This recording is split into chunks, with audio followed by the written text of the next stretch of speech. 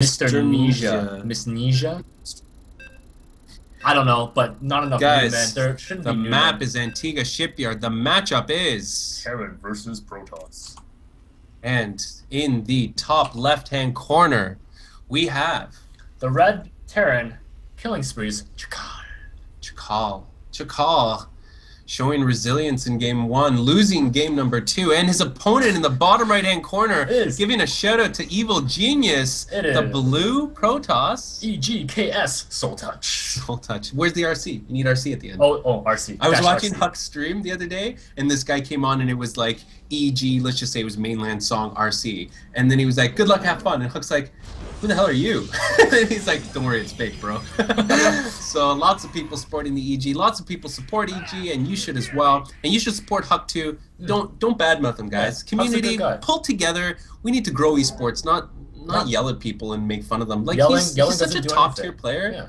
Like it's such a joke that people get mad at him. So I love Huck. I love all esports players, unless you're a jerk, and then I don't like you. But Huck seems like a nice guy. He was really nice at NASL. He was like talking forever. He was doing interviews, and he was like even though he wasn't people were like making concave. Yeah, he had like the worst time of his life. I bet he dropped the WCS. He dropped the NASL tournament that he was in, and he still showed his passion. He's there for the fans. Yeah, he's such a good guy. So guys, support him and show. Poor pro. So, but he kind of deserved it. I mean, Terran players are right now like, yeah, get that pro. I hate that guy. I love it when I do that because people get so mad. They're like, why are you harassing my SCV? Stop it. You've seen the first Carbot episode, right? Yes, I have. It's all about that, man. It's all about that. Good guy, too. Carbot's a really good guy. Canadian guy. Jonathan Burton. Such a good guy. Good old Burton. Related to Tim Burton. Maybe. This SCV is going to come around for a scout, going to notice that there's no assimilator on the left, but quickly going to notice there's an assimilator on the right. He's not going to see that EG tag because only the observers can see it because we're awesome, and there is a limit to how awesome you need to be to see it, and we are just awesome enough, guys. So awesome on you for being awesome. And now, who's saying stuff about GameHeart? Go top. Okay, so we can see that pretty similar build, standard builds coming up for both players right here. The SCV is going to be ready to make that command center, so another expansion without gas.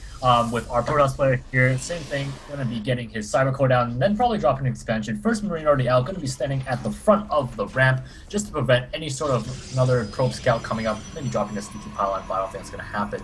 I see an extra gas going down. This doesn't usually happen if you're doing some sort of maybe one base play. He dropped it right in the vision of the SCV. This is going to be a fake out thing. Could it be a mind game? Looks like he's not going to cancel it in time unless he just doesn't mind spending the 75 minerals for a fake. The one Zealot is out. That Zealot's not going to be able to kill this SCV unless he gets super lucky. And it looks like KsChacal's... He's not mining from it right away. Now he is. No, so there. Damn it. But it looks like KsChacal's micro is right on point. He does get that SCV out of the way of those side blades, and that Zealot is not able to destroy it. We do see that Warp Gate technology is coming along with that Stalker. That Stalker will be able to push that SCV out. Meantime, the production in the base of our Terran player is getting ramped up. 2 more barracks going down. A bio army is in the books for you, my friends. A bunker is going to be down at the front ramp of this natural expansion. So KsChacal is going to have a little bit of an economy advantage, and as long as he can hold any sort of bust from this one base Protoss, he should be a pretty fun head. So this is a beautiful map for Blink Stalker play. Beautiful map. It is a beautiful map. He's gonna get his robotics bay out. He's gonna get an observer out, and he is gonna blink the heck out of this army. I'm just wondering why he chose to show his opponent right in the base. Maybe the opponent might think he's going to tease or something else, but if it's a meta mind game.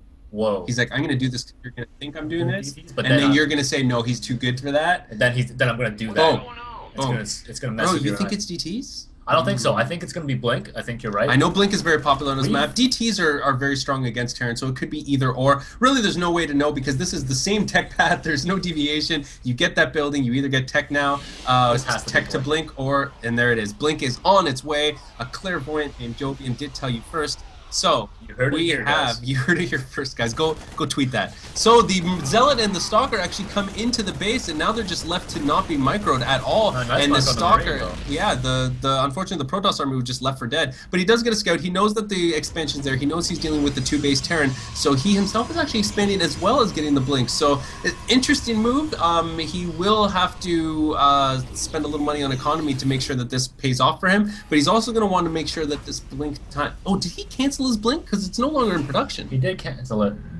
Oh, so he canceled the blink, no longer there. And also an SCV got inside the base just to scout around again. So, you know, it's an interesting This might idea. have thrown a real wrench into his plan, though. No, Having to definitely. cancel And now he's pretty hard time. And you can see that the Terran player is going to be noticing that, there might be a blink here. Going to put a supply depot up here just in case. And, you know, now going for charge. So this is actually a pretty interesting mind game he's going to be doing here. Oh, Archon charge lot. That's what it's going to be now. So a bunch of tech changes all the way through, but Archon charge lot is also effective against a Terran bio army. And as long as he can get some good engagement, some good surrounds with his zealots, the Terran army should melt very quickly to that big beefy Archon and the damage, the DPS, and the splash. It needs to happen in the mid game though. If it goes to a little bit later and Terran does have enough of a ball, he can pretty much kite that army and DPS it down. Yeah. So definitely needs to have a timing here for him to do maximum damage, and for the best if he could actually catch the army outside of the map. Exactly. He needs a lot of space. He needs to play this like a Zerg would play it, wait for his army to move out and then surround and conquer.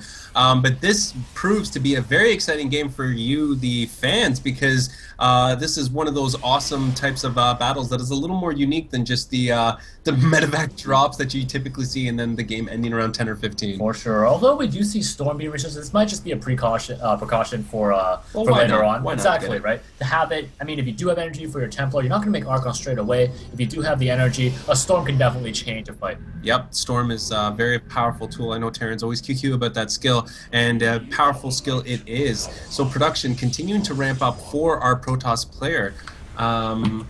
Oh, we were not watching our observer. We thought he was watching the Protoss base forever. That was terrible. So the factory is moving slowly across the map for a scout. KsChacal does check the third and notice that there's nothing there. And a bunch of Marines inside of his own base. There's the SCV that scouted the third, knows there's nothing there. Now just going to come up here and have a bad day. He does notice the charge lot, so he does know that tech is out there.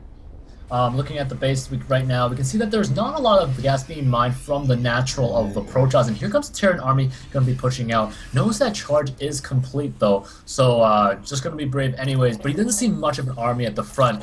And actually, there's not that many units out at all. The charge lot might actually work against him. If Soultouch puts a lot into his Zealot army, KsChacal knows that with very clever placement in between buildings behind mineral lines, he can really reduce the amount of surface area that the Zealots will have on him. And then they just end up charging in circles forever, never able to get their blades tasting the Marine blood. And here comes, and I like landing that factory, but look at this, the Templar with the storm. Oh, just misses the mark. But now he knows he has storm. Will the Terran army still push up? It looks like he's still going to go for it. I like the factory now, wasting the charge on the factory. Amazing play there. Here comes the stim in. Templar getting shot down. He doesn't have enough energy for storm. Another Templar with enough energy gets taken out. The probes are under attack. Here comes one Templar. Big money storm, but gets taken out. Huge storm there. It doesn't seem like there's anything left over. There's not enough warp gates.